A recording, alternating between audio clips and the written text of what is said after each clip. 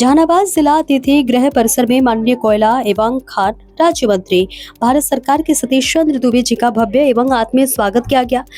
इस अवसर पर जिले के लिए गौरवपूर्ण और प्रेरणादायी रहा और जिसमें समाज के विभिन्न वर्गों, संगठनों एवं जनप्रतिनिधियों ने अपनी सक्रिय भागीदारी सुनिश्चित की। कार्यक्रम की शुरुआत एक पेड़ मां के नाम अभियान के तहत पौधारोपण से हुई, जहां मंत्री जी ने स्वयं अपने कर कमलों से पौधा लगाकर पर्यावरण संरक्षण का संदेश दिया। इस अवसर पर उन्होंने कहा कि वृक्षारोपण केवल एक अभियान नहीं बल्कि ये जीवन और संस्कृति से जुड़ा हुआ संकल्प है। उन्होंने सभी नागरिकों से आह्वान किया है कि प्रत्येक व्यक्ति वर्ष में कम से कम एक पौधा अवश्य लगाएं और उसके संरक्षण का संकल्प लें। स्वागत समारोह में गायत्री परिवार scout and guide the wingers के डायरेक्टर श्री संतोष शर्मा, अधिवक्ता श्री प्रकाश चंद्र, युवा कवि श्री सुभाष शर्मा, भाजपा के जिलाध्यक्ष श्री धीरज शर्मा सहित बड़ी संख्या में कार्यकर्ता एवं नागरिकगण उपस्थित रहे। सभी ने मंत्री जी का अभिनंदन, अंग वस्त्र, पौधा एवं पुष्प गुच्छ भेंट कर किया। कार्यक्रम की गरिमा माननीय मंत्री जी की उपस्थिति से और अधिक विशेष बनी। अपने उद्बोधन में मंत्री जी ने प्रधानमंत्री श्री नरेंद्र मोदी जी के विकसित भारत 2047 के संकल्प को दोहराते हुए कहा कि आने वाले 25 वर्ष देश के लिए अमृतकाल है। कार्यक्रम का संचालन युवा आइकॉन आभाष कुमार ने अनुशासित और उत्साहपूर्वक वातावरण में किया। इसके साथ ही जिसमें स्थानीय समाजसेवी संगठनों की सक्रियता विशेष रूप से उल्लेखनीय रही। देखिए, जहानाबाद हम लोग को जाना है गया। जहानाबाद हम लोग का अपना एक जिला है। हमारे जिला अध्यक्ष जी हैं, यहाँ गायत्री परिवार के लोग हैं, स्काउट गाइड के लोग हैं और विभिन्न संगठनों के लोग हैं। एक जाने के कार्य में एक छोटा सा कार्यक्रम बन गया कि अपने लोगों के बीच मिलते जुलते जाना। दरअसल में 22 तारीख को गया जी में आदरणीय मोदी जी आ रहे हैं। उसी कार्यक्रम के तहत उसी कार्यक्रम में निहित मुझे जाना पड़ रहा है गया नहीं जा रहा। सर, एक अलग हट का सवाल है सर, जदयू के लोग ही और जदयू के लोग पर भी बयान कर रहे हैं, इसको लेकर के क्या कहेंगे सर? देखिए, अंदरूनी मामला है। जब बड़ा परिवार होता है तो छोटा मोटा आपस में चर्चाएँ होती है। एज लास्ट में एनडीए परिवार सब लोग एक साथ खड़े होकर और बिहार की जंग को जीतेंगे, एक मजबूत सरकार बनाएंगे। सर, तेजस्वी लगातार हमलावर है सर, लगातार उनका कहना है कि इस बार भी एनडीए की तरफ से वैसे लोगों को चिन्हित करके टिकट दिया जा रहा है। आनंद सिंह है, आनंद मोहन लोग टाइप के लोगों को टिकट देने के। कभी उनके दल में रहे आनंद सिंह तो अच्छा था, आज अगर जदयू में आ रहे हैं तो उनको खराब लग रहा है। तो विपक्ष के पास कोई मुद्दा नहीं है, मुद्दा विहीन है। ज़बरदस्ती ढंग से कोई मुद्दा बना के और बिना मतलब का बयान देते रहता है। क्या कुछ तेजस्वी इस बार कर पाएंगे सर बिहार के चुनाव में? हमारी बात पूछिए तो हम बहुत मजबूती से हैं।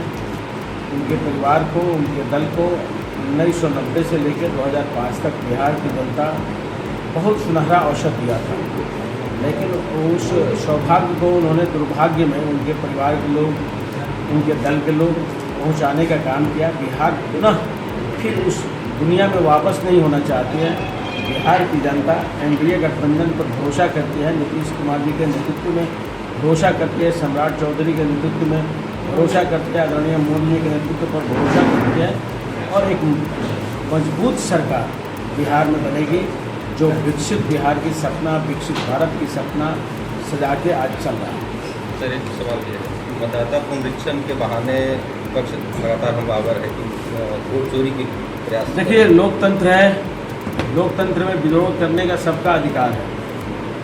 आप देखे होंगे लगातार बिहार विधानसभा से लेकर और लोकसभा, राज्यसभा भी चलने नहीं दिया जा रहा है।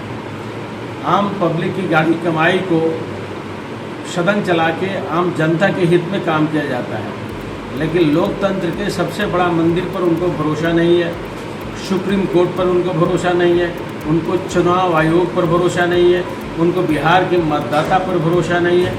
उनको ऐसे लोगों पर भरोसा है जो ममता दीदी के द्वारा पश्चिम बंगाल के रास्ते बांग्लादेश से आके आपके यहाँ वोटर बने हैं, ज़बरदस्ती उनका वोटर लिस्ट में नाम जुड़वाना चाहते हैं, जिनके पास कोई विरासत नहीं है, ना उनके पास भारत की संस्कृति है, ना उनके पास भारत का विकास है, ना विरासत है और ना उनके पास कोई अपना आइडिया। हम आपसे पूछते हैं कि मेरे पूर्वज यहाँ के रहने वाले थे, यहाँ के आम मतदाता के पूर्वज रहने वाले थे, तो उनका बाबा दादा का नाम वोटर लिस्ट में रहा, उनका जहाँ अपना घर है वहाँ उनका घर का आधार रहा। अगर उसके बाद 11 श्रेणी नंबर मांगा गया है, आधार कार्ड हो, आईडी प्रूफ में जो भी हो, चाहे आप बिजली बोर्ड से आप बिजली लेकर जलाते हैं तो उसका बिल का कॉपी हो, तो तमाम उनके पास नहीं है, यानी वो बिहार के रहने वाले नहीं हैं। जब बिहार के रहने वाले नहीं है तो मतदाता सूची में उनका नाम कैसे हो सकता है? इसलिए उन लोगों का विरोध निराधार है। वो लोग विपक्ष के लोग जबरदस्ती मुद्दा बना के और विरोध करने का एक रास्ता अपनाया है, और बिहार की जनता जानती है और भारत की जनता जानती है, उनकी दिखावी पुलाव पे कहीं भरोसा नहीं कर रही है। आपके विभाग का सर बिहार में क्या परफॉर्मेंस है आपके विभाग की तरफ से? देखिए, अभी गया जिला में, औरंगाबाद जिला में क्रिटिकल मिनरल कुछ मिले हैं, जिसका टेंडर हुआ है। टेंडर प्रक्रिया में उसके बाद माइनिंग प्लान वगैरह होता है। प्रक्रिया में 2 साल टाइम और लगेगा। निश्चित विभाग GSI के द्वारा सर्वे किया जाता है। सर्वे के बाद पता चलता है कि यहाँ कुछ है, तो फिर उसका सर्वेक्षण करके ये मानक निकाला जाता है कि यहाँ हमारा आय से अधिक निकल सकता है कि नहीं। अगर आय से अधिक निकलेगा, लागत मूल्य अगर लागत मूल्य से अधिक निकलेगा तभी आप उसको खनन करिएगा। अगर लागत मूल्य ज़्यादा होगा और आयात मूल्य कम होगा तो आप नहीं करिएगा। इसलिए एक प्रक्रिया है, प्रक्रिया के तहत हो रही है। जो लोग हैं, गायत्री परिवार के लोग हैं, श्रवण परिवार के लोग हैं, तमाम युवा साथी भी हैं। और आपके चैनल से मैं आग्रह करूंगा पूरे जहानाबाद के लोगों से कि आप भी गया जी में भारी संख्या में चल के आदरणीय मोदी जी का सुने, क्योंकि देश आज़ादी के बाद कोई ऐसा नेता मिला जो नेतृत्व पूरे देश को करता है और 140 करोड़ परिवार को अपना परिवार का मेंबर मानता है, और अपना परिवार मान के देश को काफ़ी हर दृष्टि से मजबूती प्रदान करने का काम किया है। चाहे आर्थिक मैनेजमेंट में देखिए तो आज भारत काफ़ी ग्रोथ कर रहा है। साथ साथ हम अपने हिसाब से अपनी तैयारी के साथ अभी ऑपरेशन सिंदूर को हमने जीता है। भारत के फौज के लोग बड़ी मजबूती से उस लड़ाई को मिनटों सेकंडों में जीतने का काम किया है।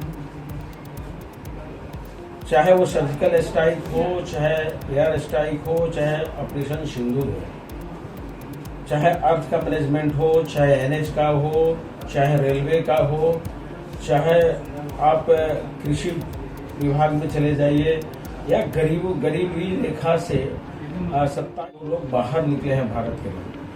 11 साल से जो आदरणीय मोदी जी देश को एक सेवा भाव से एक साथ सबको लेकर चलने का प्रयास कर रहे हैं, तो हमारे नेतृत्व करने वाले हमारे देश का एक मजबूत लीडर और पूरे विश्व का एक ख्याति प्राप्त करने वाला लीडर हमारे बीच में आ रहे हैं।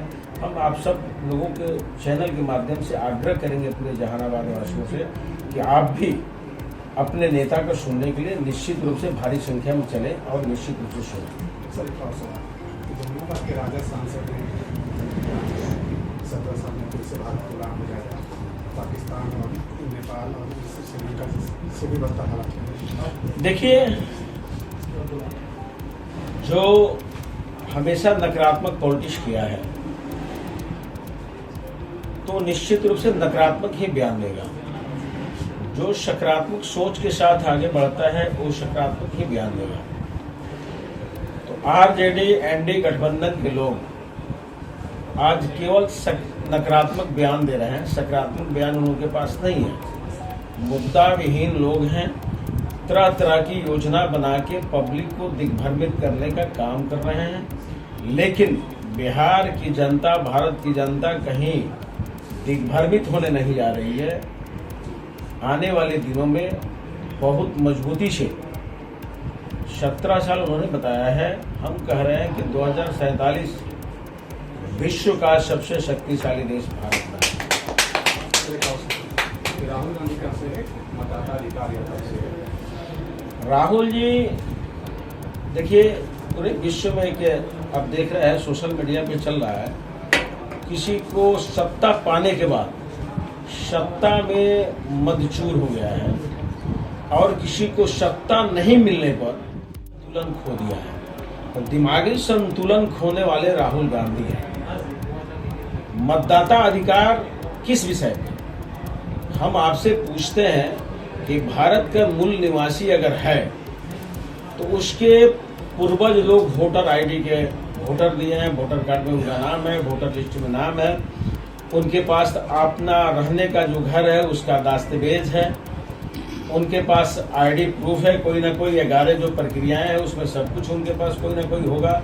अगर कुछ नहीं होगा तो बिजली जला रहे हैं तो बिजली बोर्ड से जो मेंबरशिप होता है, बिल जो जमा किया जाता है उसका भी होगा, आय प्रमाण पत्र होगा, निवास प्रमाण पत्र होगा, बहुत सी प्रक्रियाएं हैं। अगर ये प्रक्रिया को कोई फुलफिल नहीं करता है, यानी हमारे देश के निवासी नहीं है, वो आयाती ममता दीदी के द्वारा जो आयात करके पूरे देश में भेजा जा रहा है, वही लोग उनके वोटर हैं, उन्हीं लोगों के लिए वो निकाल रहे हैं, उन्हीं की सहानुभूति उनको चाहिए। तो निश्चित रूप से वो अपना दिमाग की संतुलन खो चुके हैं। ऐसी ही और खबरों से हमेशा अपडेट रहने के लिए चैनल को सब्सक्राइब कर लीजिए और वीडियो पसंद आया हो तो लाइक और शेयर करना ना भूलें।